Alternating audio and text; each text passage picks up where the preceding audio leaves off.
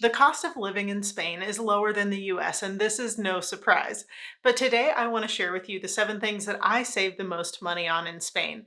Hi, my name is Nicole. Welcome to my channel, Travel to Money.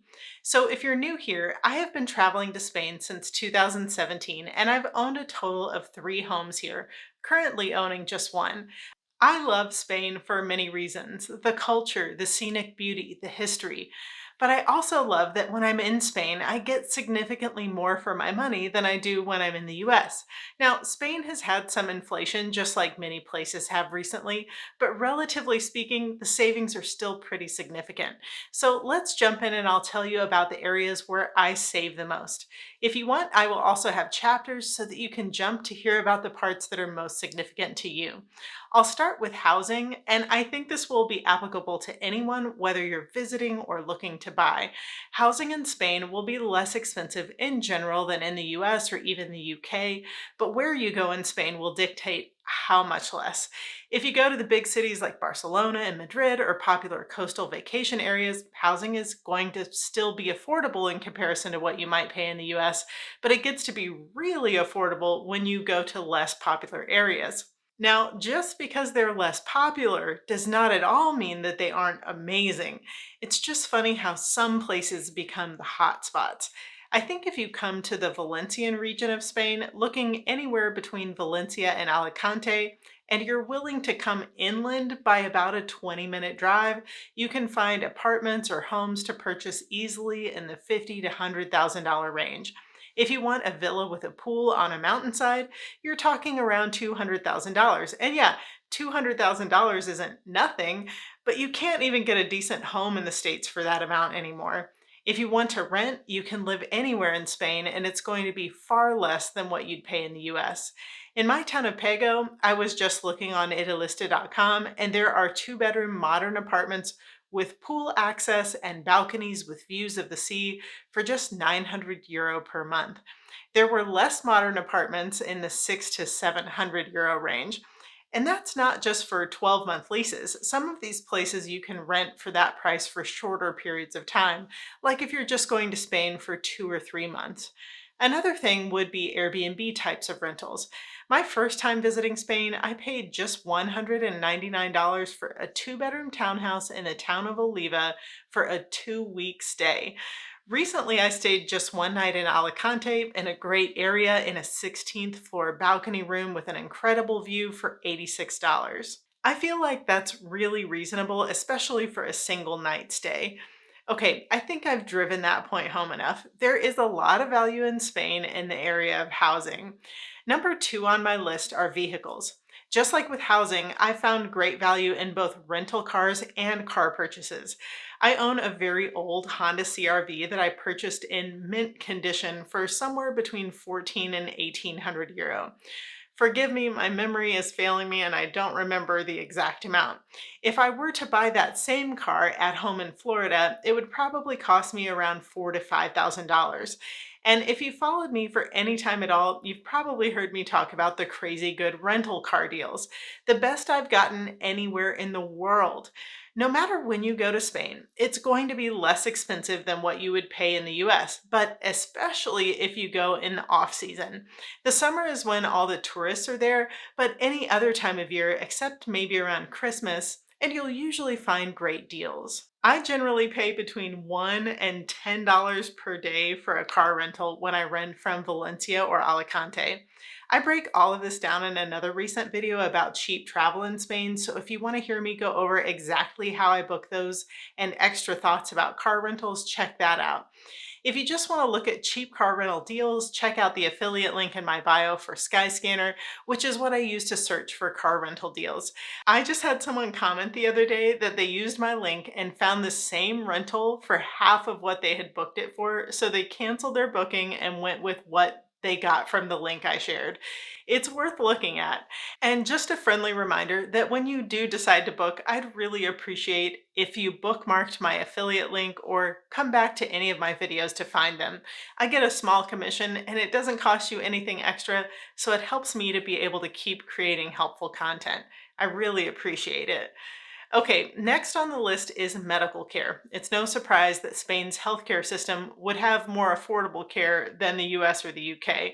I like to use a recent example from last year when I was having some really sharp pains in the back of my head. I went to a private hospital. In Spain, you have public and private healthcare. If you are a resident, public healthcare is provided, but private healthcare is usually a little bit nicer with less wait and slightly more expensive, yet still super affordable in comparison to the US. So I loved that when the doctor told me I needed an MRI, she was able to tell me right away that the cost would be $320. There were no games about it. Super clear. Compare that to an MRI in the US that averages $1,300, and you can begin to see that there is some real savings. If you're in Spain and you need to visit the emergency room, the average out of pocket cost is €200. Compare that to an average cost of an uninsured person in the US, which would be between $2,400 and $2,600. Crazy difference. The next on my list is one of my favorites from this last year, and that is laser hair removal.